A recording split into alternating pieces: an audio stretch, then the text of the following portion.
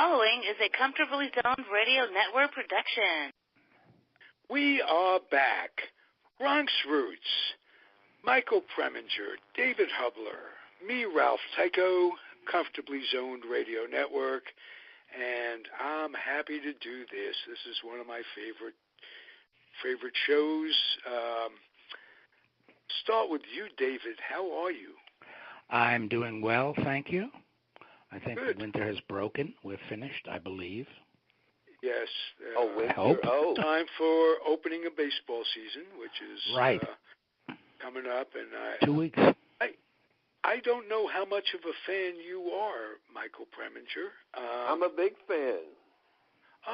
Beautiful. Then let's talk some ball. Let's talk some spring training. Well, the Little League started a few weeks ago here. They had their big opening ceremony a few weeks ago, and picture day. There's 850 kids in the Little League that my grandson plays in. Wow.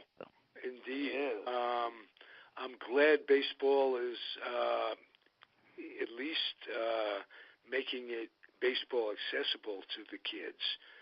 For a long time, for a number of reasons, they've turned off children. One of them is night baseball, which is great, but in the World Series, night baseball really doesn't do it for developing children's interests. Yeah, amen to that. No. That's awful. I mean, even on the weekends they play it at night, and that's just disgraceful. Right, you would think. First of all, it's a sunshine game by nature. Well, that's what Clark Griffith said many years ago. It's supposed to be played under God's green sun, and then he changed his mind when he saw how much more money he could make from night admissions than day admissions. So, right. and that is the bottom line. It's money. Well, nothing proved it more than when Wrigley Field put in lights. Yeah, finally. Mm-hmm. Yeah. It was 80 degrees here. It is today also. Oh wow. Yeah. See, that's the beauty of it. What I don't understand is the Arizona Diamondbacks have their spring training somewhere else in Arizona. Why don't they just use their stadium? You know, that's I thought about that with Florida. Yeah. Florida plays same thing. Somewhere. Why don't they train there? Sure. More people in. That's funny. And it would be good for visiting players coming in spring training. Some of them will never play in a 3-deck stadium in their lives. Yeah. Right. And they could use the training field for the guys that don't make it. You know, for the spring training guys that are not on the 40-man roster. Let them play in Flagstaff or wherever the hell they play. I don't know, but it always seems odd to me. Arizona is one. Tampa is another one. Miami. What other teams are down there? That's about it. But those are three biggies. And you know, for a while they had Palm Springs spring training. The Angels did. They first started. That's for, I think, retired ball players who have to practice being retired. And lizards. Getting ready for Old Timers Day. That's right. You got to practice up. Retirement doesn't come easy to some people. No. I would imagine it is tough. I really do. I think. Did you ever, David? Did you try retiring? Several times. I get notes from the AARP warning me that one more retirement, they're going to kick me out of the thing. Because by quick count, I've retired about 3 times already. Really? Yeah, it's sort of like how many times Mickey Rooney got married. You know, every once in a while I go back. get back in the game, so to speak. Well, I just want to say from my perspective, you're very lucky. I think so, too. I do. That you're not sitting around, because I got to tell you, it's awful. You know, I don't play golf. I don't play tennis. I just sit. Yeah. And for 20 years, I've been trying to find... You should do, but what I get great pleasure out of doing is walking. Yeah. I burn energy. It's easy on your like if you're jogging, you're going to have knee problems, this, that, and the other thing. But walking is well, did you see that guy in the newspaper? He's 91 years old, and it took him 3 years. He walked from California all the way across to, I think, somewhere on the East Coast. Okay. Took him 3 years. And he's 91 now, and he's started going back. Oh, my God. Yeah, I think he forgot something. His wallet. He forgot his wallet. Oh, I just remembered. I left my wallet at the motel. And off he went. Now, they say those people... You read about very them all forgetful. the time, 89, 95, who exercise and do all that stuff. And good for them. Well, that's all I can say. Well, this guy wasn't moving very fast, I got to tell you. He was not going to win any medals. But no, when I walk, actually, I go backwards is what happens. You're the original moonwalker. Oh, yeah. The original Emlyn Tunnel.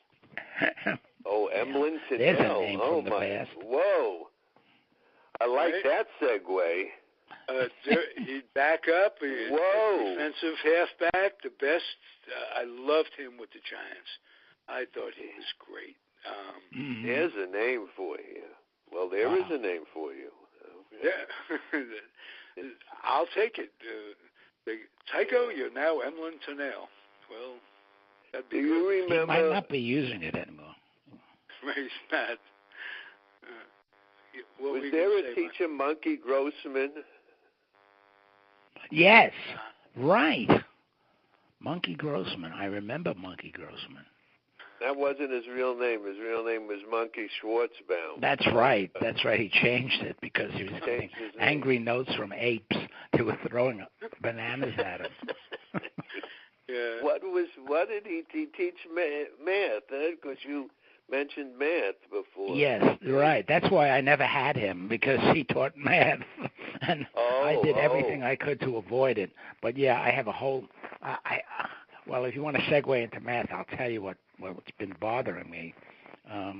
I was listening to NPR, as I usually do when I go do my grocery, the shopping, and they had on today on a TED Talk. You know what the TED Talks are? Yes, I do. They're very interesting for the most part. Well, they had on this woman whose parents emigrated from Belarus at the time the Soviet Union was collapsing. And the woman, the mother of this particular woman, taught mathematics in the Soviet Union. And her theory was, and I stand here today able to refute it, that anyone can learn math. It doesn't take a special talent. And I'm thinking to myself, yeah, like anyone can hit 300 in the majors if they just practice a lot, Right. That is so far from being the truth. You have to. I know. I mean, and it's like she said.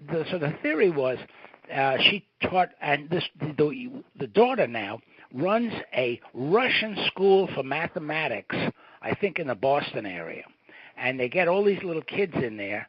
And they teach, but they don't teach it in Russian. They teach it in English. But they teach these little kids right from day one. I think advanced calculus. Oh my God! Or something along those lines. Because what she says is, what the failure of the American school system is that the kids spend the whole time up through junior high school or middle school, whatever they call it now, learning the simple stuff. And then they get into high school, and bam, they're hit by the difficult stuff. There's no bridge there. Well, I could understand that. But my failures in math go way back into elementary school.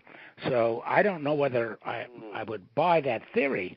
I had a lot of trouble by the time I was in the 5th and 6th grade with all of those little if two trains are colliding in the middle of California. Oh, yes. How many people are killed in one? How long would it take them to get the ambulance to get there? Right. So I was terrible with that stuff. In fact, going into this, if you recall, and I'm sure you do, 7th grade had the SPs in New York City. Oh, that was yes. special progress. Those were the kids who jumped. Yeah, they jumped. I was all primed to go into the SP, except my math grade was terrible. So my mother went to school to see what the story was, and they said, in a word, your kid stinks at math. He's no good. So they didn't put me into it. So, I mean, there are failures in life. That didn't seem to bother me too much. So I would have gotten out a year earlier. I would have gotten out with Robert Klein, as a matter of fact, because he was in the SPs, to drop a name that we all know. So anyway, it's this particular woman is saying, oh, yes, you just got to start earlier, and you have to use all these things that were used in the Soviet Union. And I'm thinking, that's crazy. I mean, like you just said when I mentioned the thing. It's like now, if math was so important, this emphasis now on STEM, science, technology, engineering, and math, well, then they would have put the math first, and it would have been math. I don't understand why they've put such an emphasis on this Russian woman's ability to teach mathematics. And I think I know what it is. It's the parents have to add up. They have to use math to add up how much they're going to bribe the admissions. Oh, very good. Oh, that's probably so. That's very clever, Ralph. That was very good. Very good segue. Yep. Whoa. Whenever you say something like that, I glow because you guys are both comedy writers. But that was the good one. Okay, all right. So coming from both of you makes me happy. But is that not a story? And that's that story I've been talking about. Everybody for the last few days, and out here because of all the two celebrities that they've caught. How come William Macy, B. Macy, A. Macy, H. Macy? They don't mention him at all. No. I'm sure he had a hand in it. Allegedly, I have to say allegedly because I don't want to get in trouble. But how come it's just the wife who got in trouble? I don't know. It was their daughters. Yeah. I love the daughter of Lori Loughlin or whatever going, well, I just want to go to a party. Yes, I saw that. Bingo, $1 million out the window. Sending eyebrows up in the air all over the country at major institutions. Her statement said it all. Yes, it really did. But you have to give the kid a little leeway because she's only about 18 years old, and at 18 they're at the dopey stage. So. Well, she already had a contract with one of the perfume. Oh right, yes, you're right. She was doing okay, and I loved that when this first came out, she was on a yacht. Yes, right, with older men, as far as I can tell. Yeah, right, some chairman of the board of something. Yes, I don't know. Yes, chairman of the board, maybe of U.S. I don't know. It's just so crazy because and then to me the obvious thing is you get these kids in school and they're not good students. They're going to flunk out. That's right. In fact, they'll find a way to cheat the system. They'll have other people take tests and stuff. Yeah. Well, you can only do that so often. I mean, for some reason, a lot of those kids were able to take the test away from the SAT test sites. You know, they used to have to go into high school, and there were proctors and monitors. Yeah. And you took the test on a Saturday morning, and then you waited, as they said on Spilkers, till you got the results. And in this case, they were all allowed to take the test elsewhere. You know, it's like I've always complained about Virginia is probably not unique in this respect, but they give driver's license the way they give out candy in school. Everybody gets a driver's license. And it was, up until a couple of years ago, if you spoke a foreign language, you could bring in a helper to help you learn the English. So, I mean, you bring in somebody to answer the written test, right? Because your English is no good. So you bring in anybody, and the two of you sit there and you converse on the answers. And, of course, you pass the driver's test. Well, they finally cracked down on that little scheme, and now you have to set up the appointment, and they provide the translator. So that does close one gap. But I always thought it was ridiculous to allow people to come in, take the test, and they speak Uzbek. Where are you going to find an Uzbek translator? But they did, and they claim they did. Anyway, it's the same thing with the school thing now. But spoke Abyssal Uzbek. Yeah, but like on the East Coast here, of course, the big thing is Georgetown. Georgetown University is involved in this right up to its nose because the tennis coach was raking in big bucks for years. According to today's Washington Post, he, in fact, in some cases, he sort of initiated the bribe attempts, allegedly. I have to say. Really? Yeah, I mean, and somehow it's a big long story in the Post today, and I read the whole thing, and the guy was finally let go of coaching here, and supposedly had a terrific reputation, although his teams never did very well, according to what the Post reported.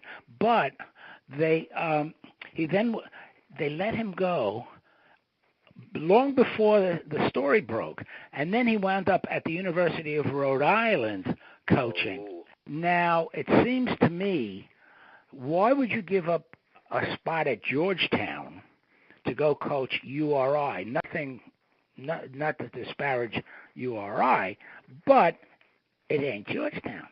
Now, Georgetown had no big reputation for tennis, but as they've lumped it in as an elite school. The whole thing about this is elite schools. Elite school.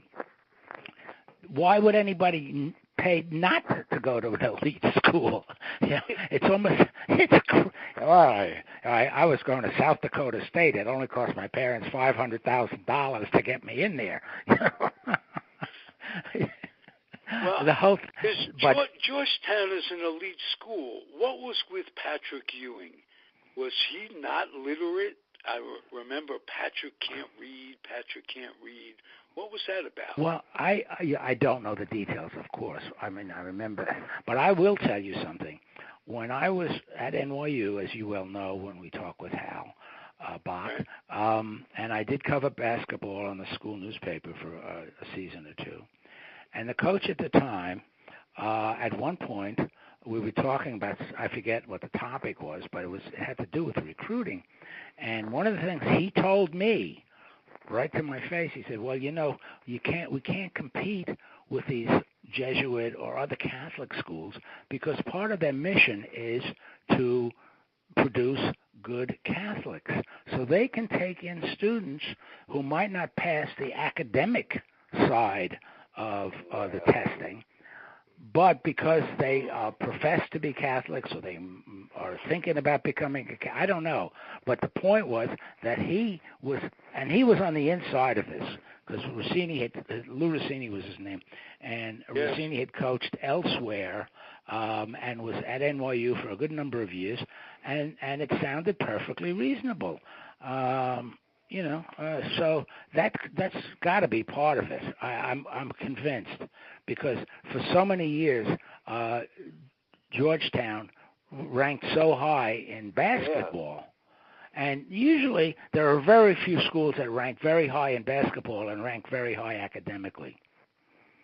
I can think of two: Duke, Duke, and UNC, North Carolina. Both have and very. When Bill Bradley was at Princeton. Oh yeah, well, I mean that's a different case altogether. That's an anomaly. That was an anomaly. Well, there have been some tremendous ball players in the Ivy League too, but Bradley went there for an education. He didn't go. I mean, I don't know if he got a basketball scholarship. He couldn't have gotten a basketball scholarship. I take that back. The Ivy League doesn't give athletic scholarships. So, yeah. But, Bradley had been a Rhodes Scholar as well. Bradley afterwards. After, that's right. true. You don't. Yeah. I think that he didn't go to the Knicks right away because No. Oh, that's right. He went to Oxford. Yeah. And I think he actually played on a basketball team over there, if I remember correctly. Oh, really? I think they did have, not to the Euro extent stuff or whatever. I don't know. It was certainly not Division One. I'm trying to think. But I do remember reading that he had played some basketball. And of course, what? No, you were mentioning the tennis coach. Yeah. And I guess that one of the things that they found out in this whole scandal with coaches were what is it called? Photoshopping? Photoshopping, yes. Putting kids' faces on athletes' bodies, for like water polo. Yes, right. Or crew. And it's like, really? You're going to get in because how many high schools have a crew team where you go, boy, this kid is some crewer or whatever. Well, there are a number. I hate to bust your bubble, Mike, but there are a number of high schools here that do have crew, and they take it very seriously. Yeah. In fact, when we lived in Henley-on-Thames, which is where they held the big annual Henley Regatta, and schools from all over the world come in to compete. There were a couple of schools from Arlington, Virginia, that were competing, so high school teams. Well, so they do take it seriously. But I know what you mean. But some of this stuff, like I guess do they have to Photoshop their tattoos too? Because if you take you look at today's athletes, they all have tattoos, and so if you just Photoshop the head, you got a 14, 15-year-old kid, and he's got his two arms full of tattoos. Probably not the right kid. Now, here's a little bit of coincidence. Right now, Yale is playing Harvard, and the winner goes to the NCAA tournament. Mm-hmm. There's about 4 minutes to go in the game. Oh. And one of the things, when I first turned it on, I said, I'm going to really enjoy watching this game. Why? Because I haven't seen one kid with a tattoo. That's interesting. And yeah. You laugh and I laugh, but I wonder if there's a rule in these schools. Maybe they have a tattoo under their uniform, but they're not covered, their arms and their legs and their necks. These are I just saw a kid with a bit of a, that's another school.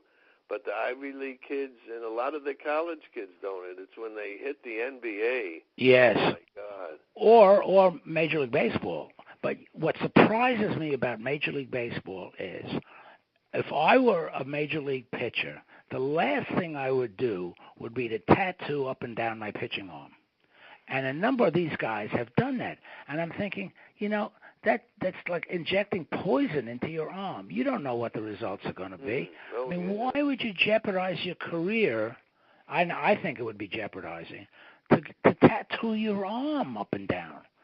Yeah, they have pretty safe ways of doing tattoos nowadays. Yeah, now, but you go into an ordinary tattoo parlor. I don't buy it. Yeah.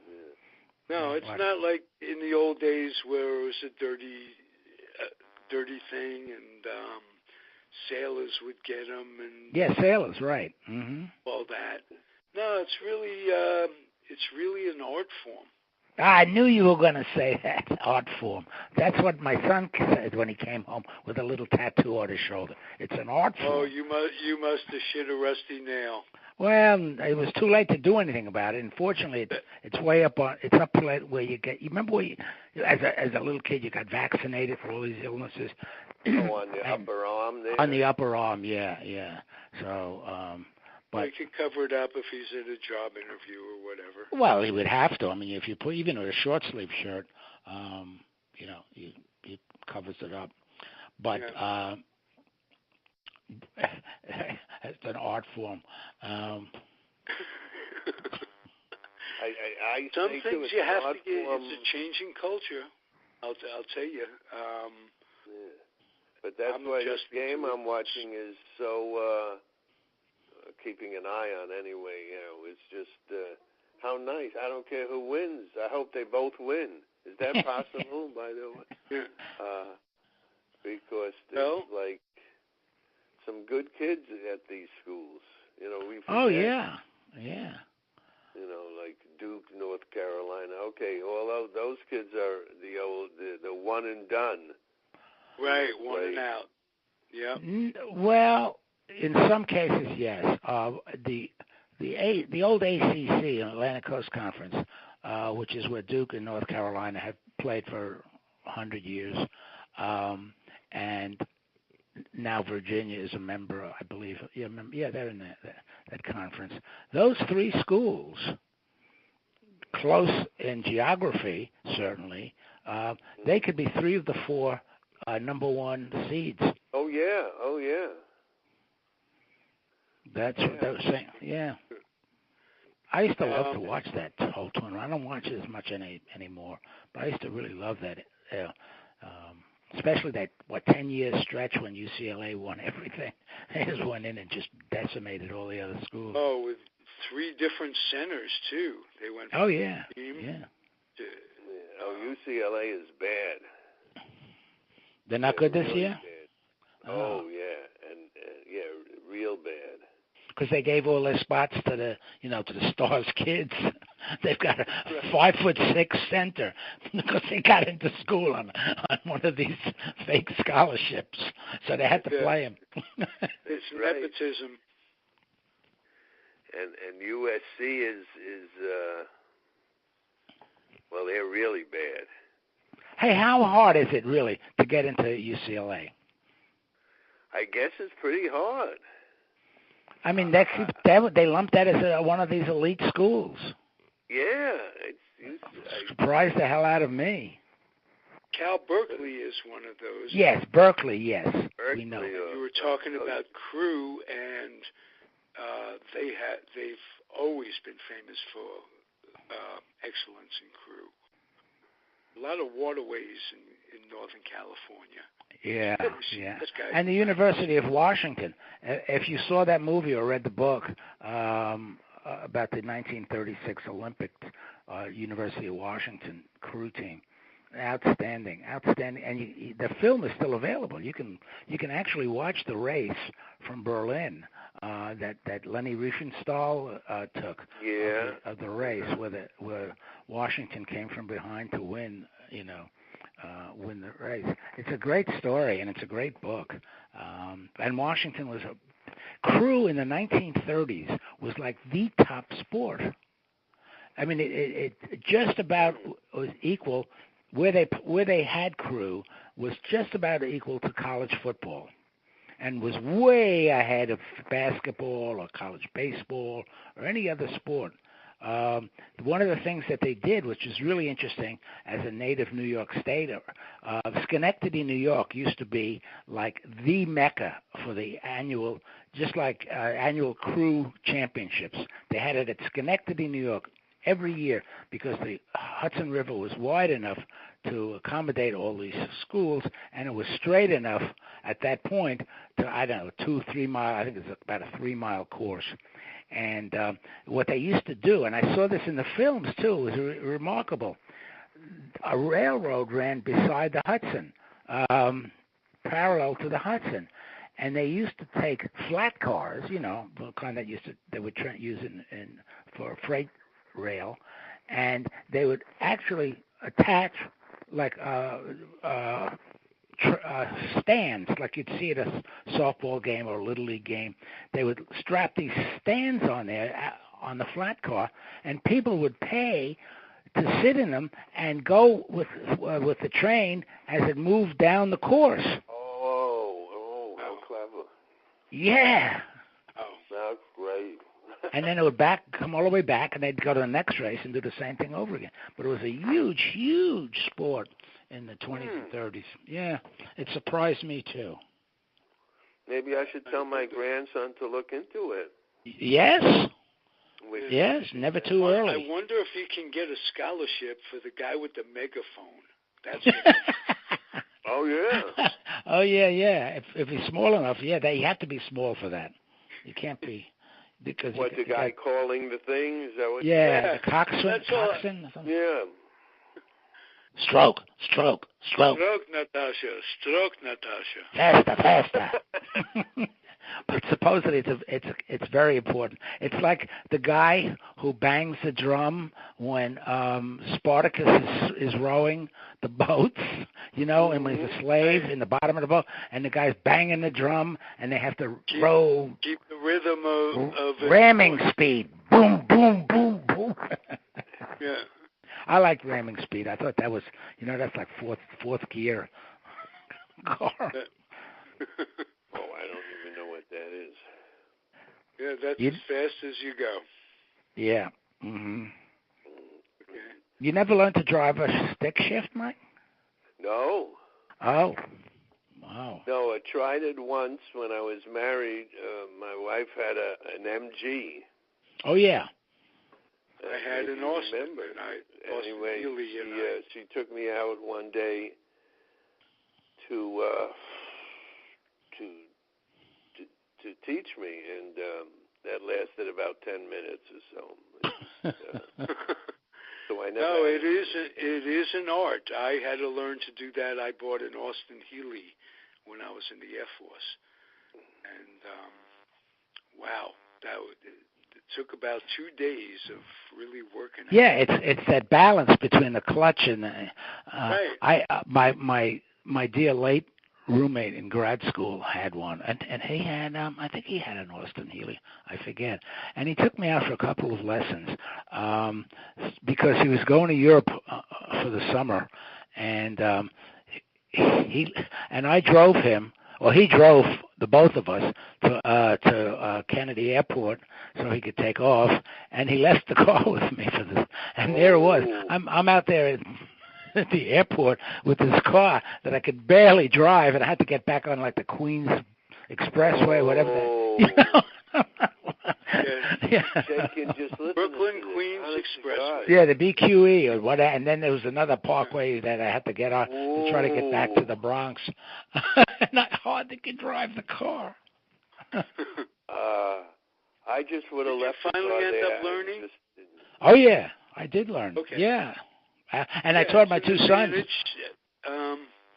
When we came back from Panama, I had bought a Plymouth which had three shift gear on the column, and I taught both of my sons to learn to drive using the shift, because I said once you learn to drive a shift, you can drive anything. No question. So. No question. Oh boy. Just. No, all right, let's. I thought all week that because Michael and I have in common that he was a comedian, I did comedy. There's a big difference. Let me tell you. How many appearances on Carson, by the way? Forget. 10. Wow. Holy Toledo. Nice. But you taught traffic school, and I taught traffic school. And I taught traffic school to develop, to be able to learn to stay on stage for longer than 5 minutes. Oh, that's interesting. That's why you did it? Yeah. I realize I have to get to the point where I feel comfortable staying up there and not looking for a way off the stage.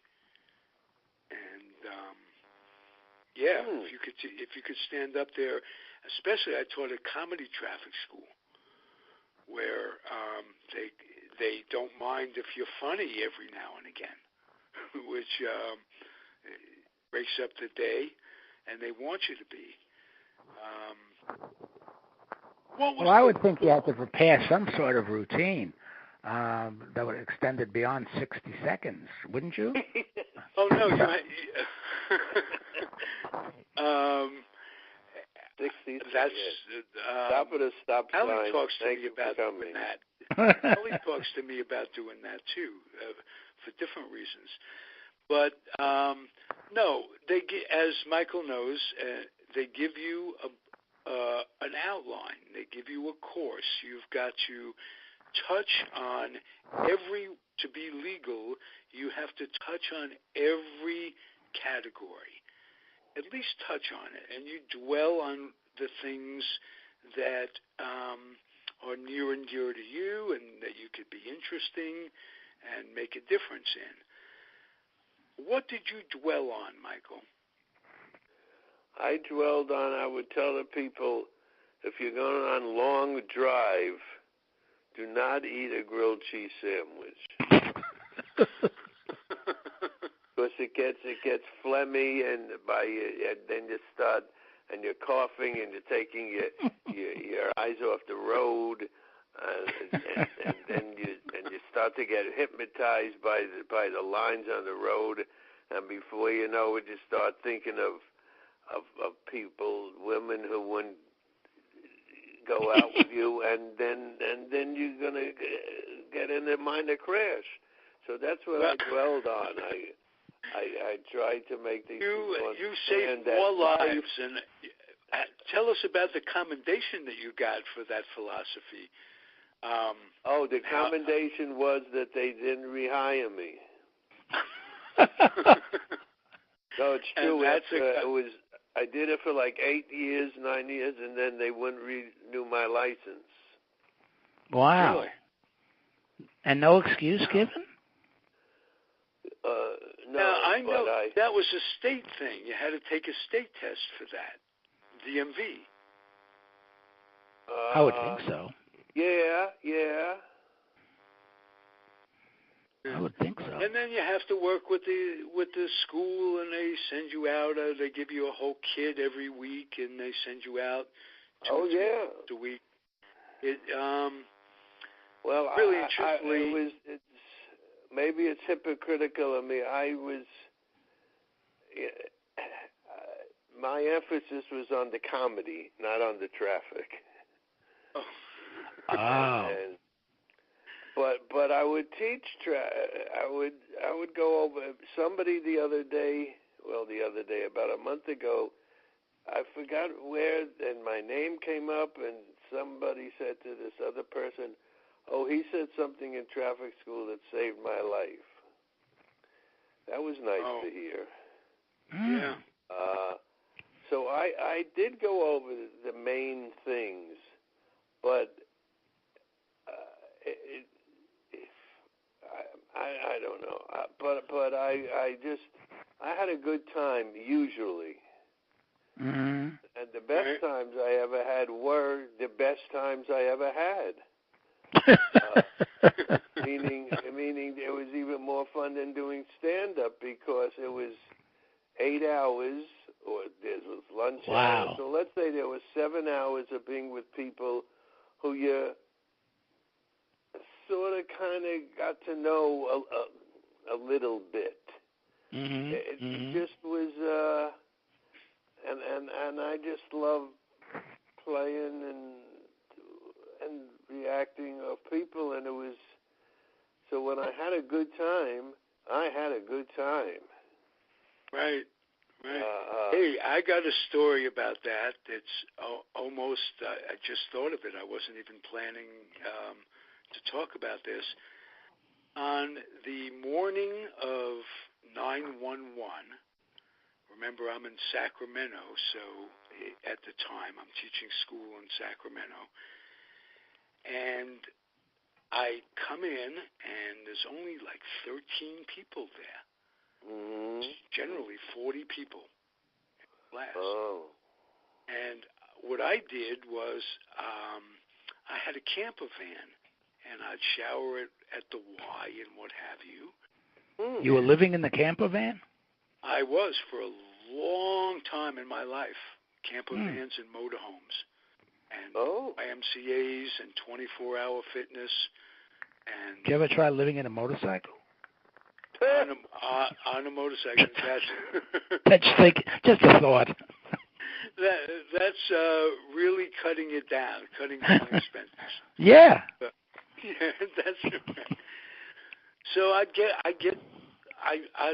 wake up where I was, where I had to be, and I wake up in the parking lot of this hotel, wherever it was, the venue, and I go in, I freshen up, I bring the TV in and the charts and all that stuff. 13 people show up, and people come in, they say, haven't you heard? It's 911. Boom, boom, boom. Oh. So my goal at that point is to get paid for the day, which, and find out about what was happening, but get these people certificates.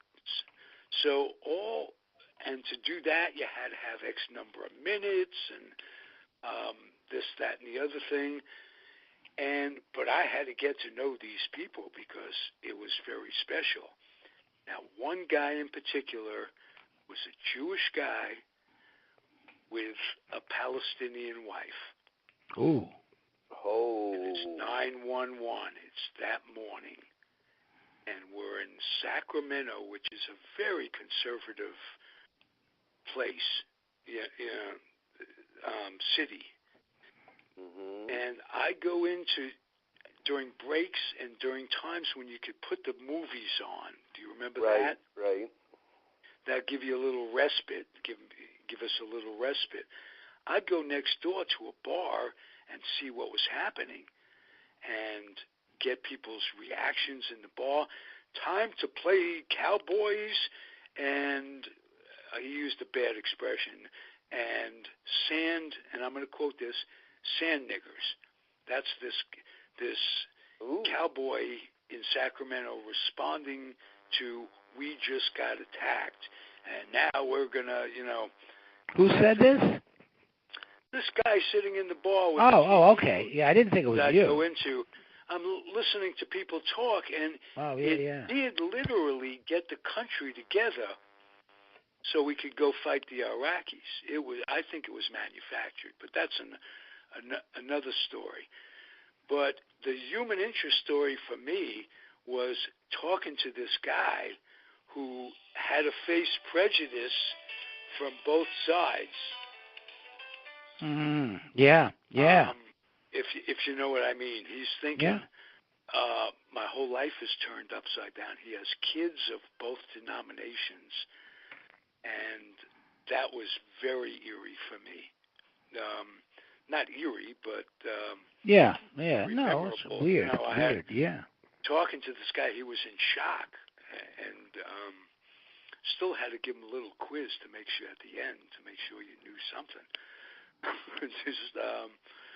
But I got 13 people their certificates. I didn't break the law, which means that they had to get all the time. Yeah.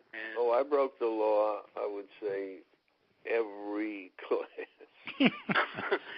See, because it was the best gig I ever had in my life, and I'll tell you, it was, because you'd stand there for 8 hours a day, 3 days a week, and it was great. I was definitely afraid of them having some spy from the DMV come in. And oh yeah, well, I had that, and I got written up a lot. Oh, okay. Oh, I mean, all the time. Yeah. All the time. Yeah. Well, I appreciate. I had my people took class with me. They really didn't like the fact that if it was 8 to 4, you were going to be there 8 to 4. If it was 9 to 5, you had to be there 9 to 5. Yeah, that's all. When I think back, it's the craziest thing that I wouldn't let people out till, let's say, when it was 8 to 4, till 4 o'clock. But in the meantime, during playoff games, I would turn on the television. And sometimes we watch playoff games. I had people entertaining. I think I told you, I had one girl, she was a music major, and she got up and she sang songs from a chorus line. Another guy had once played Tevye in Fiddler, and he got up and he sang "If I Were a Rich Man." And another guy who that's on YouTube, and it just entertains me all the time. I diddle around, diddle dum diddle yeah around the kitchen all the time. I wouldn't have to work hard. That's beautiful. So when it came time to renew my license after 9 years, because they kept every year, I just had a feeling this wasn't going to happen, since not many traffic instructors have like a professional accordion players play for 45 minutes. I did, and it was great. Who plays the accordion anymore, except out in Pennsylvania where they have all those polka this was polka an older contests. guy, an older Italian guy, and I just not always. Some of the classes where it was pretty tough for me because I didn't know how to fill 8 hours talking traffic, and if they weren't laughing, and I could tell they weren't going to laugh, it was awfully hard for me. Yeah. Well, I understand I feel your pain, as they say, because when I was teaching freshman composition, during the week it was twice a week, I believe, and it was about 2.5, 3 hours. And if you got them to read their papers, that took a lot of time off the clock. But in summer school, it was Monday through Thursday, and it was like 4.5 hours. And that's tough to fill. That is really, especially the small, the classes are smaller in the summer. So that really makes it difficult to fill those hours. So I understand what you're saying, yeah. I mean, Michael, you know what I'd do? I'd put them in little groups, and I'd play games with the little groups. I'd ask them questions, and the group with the most correct answers, boom, boom, boom. What's the major safety equipment? What's the, all that stuff, and I'd play them a lot of red asphalt movies.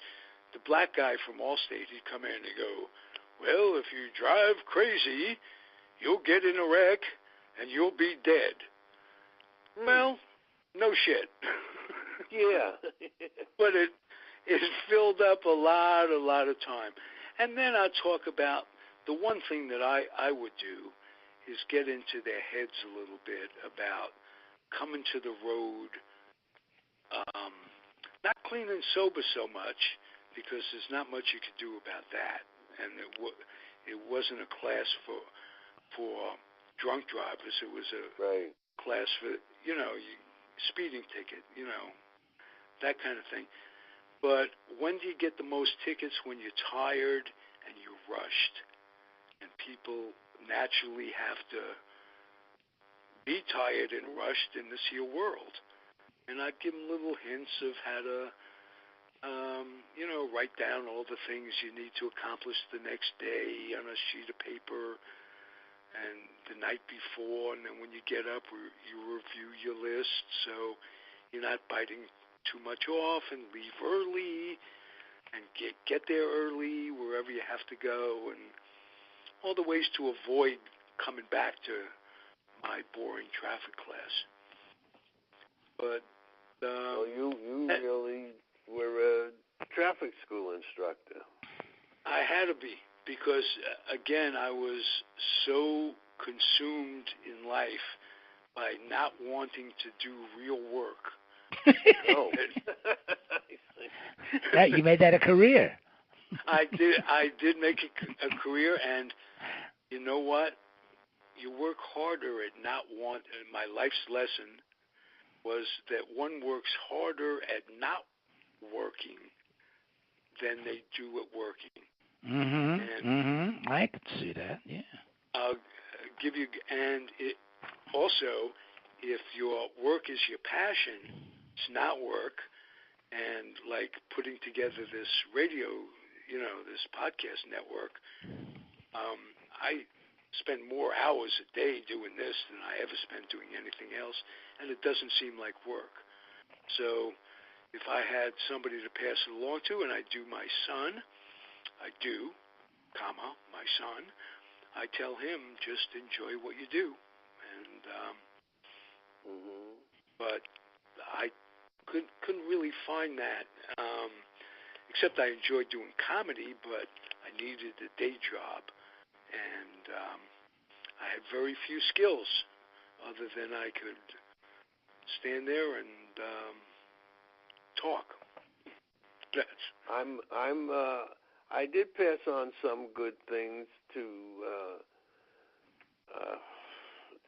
students, if you could call, that's what we would call them. And it came up recently, for instance, in Staten Island with this mafia guy getting shot. Oh, yeah. Now, what I told him is, and I think I've mentioned this to you, if you have something sticking out from the back of your car more than a foot, you have to put a little red flag on it. Have you ever noticed that? Yeah, sure. Yeah. Makes sense. Mm-hmm. So I told people if they know somebody, I didn't want them to feel I was talking about them. If they know somebody who had to do with a mob hit, and the person who was killed was sticking out of the trunk, that they have to put a little red flag on there. And you kept that current with the recent hitman with the Gambino mob up. Was it the Bronx or Staten Island? Staten Island. Okay. Staten Island. Mm-hmm. We have no tie to the Bronx with that. No. Okay. But it's if you will take the time to listen to a recent show I did, the guest was, and he's been on many times, his name is Jack O'Halloran. If that name rings a bell to you, he was a heavyweight contender in the 60s. He fought Norton. He fought who was it? Foreman. He almost fought Ali. He's got stories about that. Wow. He's in the California Boxing Hall of Fame, Pennsylvania Boxing Hall of Fame. He was also the star of Superman. Not a feature in the movie Superman. Big, tall guy. He also wrote a book, and the book was family ties or family stories. His father, as he talks about, was Albert Anastasia. Really? Wow. Yeah. And I have 5 or 6 podcasts with him talking about his life. He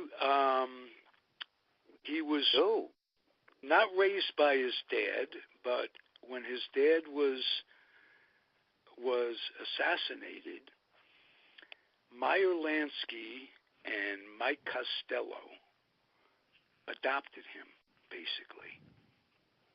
And they made him, he's a made man. And he's writing about it, and he's making a movie about it. And we talked about this the other day, about that hit. So, is that right? Incredibly interesting. And I talked to him once. He says, I've got some Bronx ties. So I thought to myself, why don't I bring him on the Bronx show? He has some ties that he used to strangle people with. They were ties. Yes. I have one Brooklyn tie, but I never wear it. Right. Well, for obvious reasons, for crying out loud. You don't want to make it too easy for them. No. Boy, that is interesting. He's an interesting guy. He played pro football with the Philadelphia Eagles and the Jets. Really? What else did he do? And like I say, he's incredibly communicative and wants to tell the story. He talks about the Kennedy assassination, and he talks about a lot about Joe Kennedy, and taught me a lot that I didn't know about Joe Kennedy. I've hated him for a long time.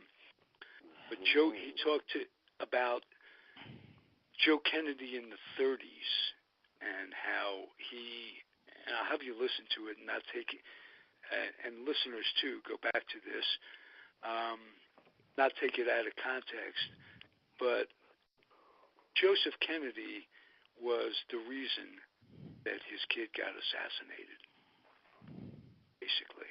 His mafia. Joseph Kennedy. Joseph Kennedy did the mafia wrong way back then with the booze, whatever it was. And so... Did he also play Leonardo DiCaprio in the remake of Catch Me If You Can? No, but he told me about how the movie Godfather was basically 4 or 5 different Dons, and his dad was one of them, and his dad got killed because he refused to bring in drugs into the business. And it's interesting. He talked to me a lot about the Jewish mafia, how important they were in the scheme of things, and so maybe we'll have him as a guest sometime, and that would be interesting. And maybe not. David and I, we don't like to talk about it, but we were made kids actually, but it's I don't want to get anybody in trouble now, and how about the Knish smuggling thing that you guys had, right? Oh yeah. Well, we did control the garbage business in junior high school 80. We were the ones who took out the garbage. But the Knish thing was, you'd send out Knishes. There might be like a note inside one of them. There's a big difference between the kasha and the potato. There was a rivalry. It was a street rivalry at the time, and the FBI got involved, and now I'm reminded of, speaking of the FBI, where the mafia helped get Kennedy elected.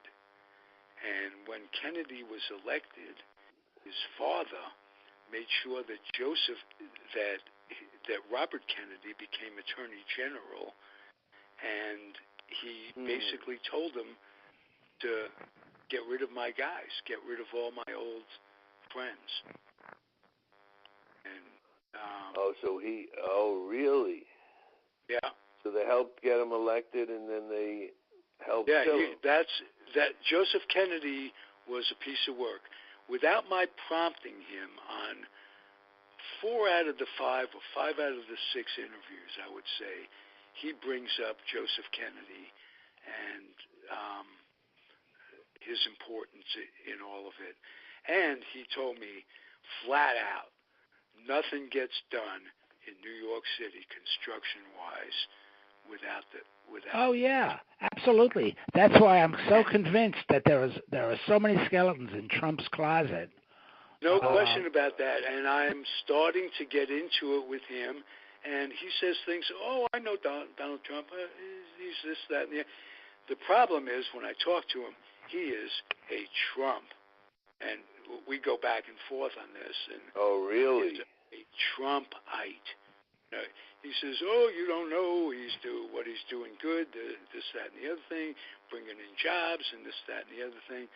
Well, I'm not going to bring up the expression moral compass.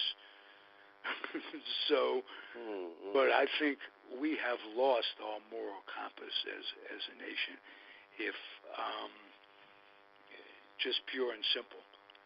And this white nationalist thing and the tragedy down in New Zealand, if that doesn't bring it to light, nothing will.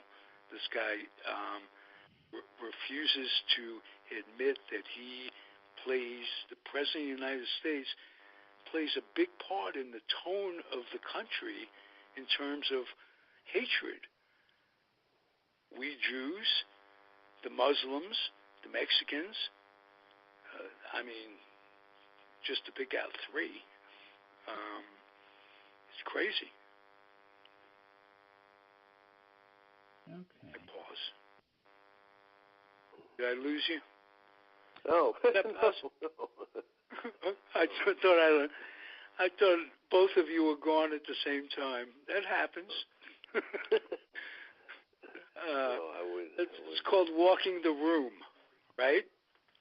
A walking ovation, I called it. That's.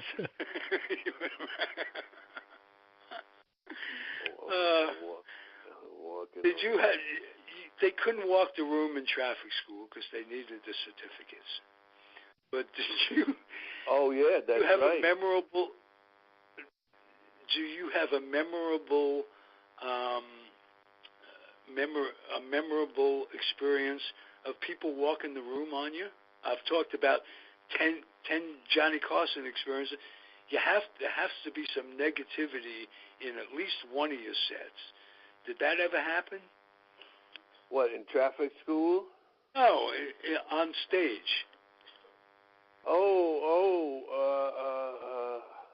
Yeah. Anything memorable? I know that woman not that in said, a good way. Not in a good way. I had a lot of good ways, but nothing that was. I try not to remember bad. I performed in a number of the hotels in the Catskill Mountains, and I have to say mountains, like we don't know what the Catskills were. Right. The Catskill. Well, there's somebody out there on the Catskills. What the hell is that? Somebody in Iowa. Performed. You had So, and I had I had a number of bad nights. One night, it started out with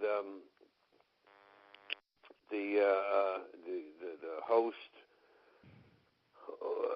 I don't know if he was one of the owners, but one of the MC, and he says, "You ever been on television?" I said, "Yeah," and he goes, "So how come I never heard of you?" That was his way of saying hello to me, and it went downhill from there. Oh God! And I died. And there was a girl, a singer, who was playing at another hotel, and she was going to pick me up after the show. So the show was me, and then a singer, and then So it would be like, certainly an hour to an hour and a half until the girl would come to the hotel, and we would drive back to New York. Well, as soon as I finished, I grabbed my clothes or something, and I walked through the grounds of the hotel to outside, and I sat there for way over an hour, easily just sat there, because hiding, really. I wasn't going to be walking around that hotel and have to look at any of these people. So I just sat in the cold, in the dirt, and waited. So that's a memorable night right there. Well, all we've talked about is your successes, and I just want to get it over to the folks that listen. Being a comedian isn't just an automatic. You get up there, you throw your jokes out there. Oh, no, laugh all the time. It isn't sometimes the logistics of the place. It's not a particularly easy job, and most people that do comedy want to get a situation comedy, be on TV. They want it, to lead to something else. And you ought to be commended, let me tell you. Oh, well, making a career out of it, because it does have its ups and downs. Oh, yeah. So, and thankfully, I didn't have too many of them, thankfully. Yeah. Because I tell you another one, I think I told you, and this was also in the mountains. I didn't do well, and I went to the bar area afterwards, and the singer was still on, and the guy walks in, and he goes, he didn't see me, he goes, that singer stinks, and the comedian was awful, but he really got on the singer, and I wanted to hit him in the head.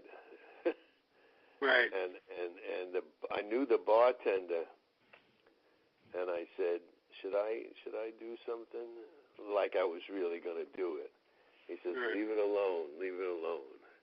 And then, and this is a true story, a guy, the maitre d' of the bar comes over to me because he liked me, and he said, I don't like the way that guy's talking about you. You want me to do something about it? And the way he said it, he was serious. Yeah. He was serious. And at that moment, it was like, well, will I spend the rest of my life having to pay